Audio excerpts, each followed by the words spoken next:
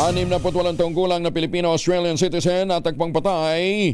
Nasopokate daw po ito dahil sa grass fire sa residential compound sa Abukay, Bataan. Detalye ng balita mula kay Danny Kumilang, Aris 37. Danny, good morning. Natagpuang wala ng buhay ang isang Filipino-Australian citizen.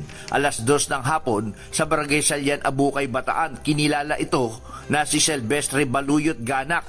61 anyos, hiwalay sa asawa, may kinakasama at kasalukuyang naninirahan sa nabanggit na lugar. Sa initial investigasyon, pinaniniwalaang na-suffocate ang biktima dahil sa sunog ng damo sa lugar at bagya sa loob ng residential house sa tirahan nito. Ang natagpuang bangkay ay nadiskubre ng caretaker na si Jasmine Esteban Pader, 35 anyos, walang asawa at residente rin sa Barangay Salyan, Abukay.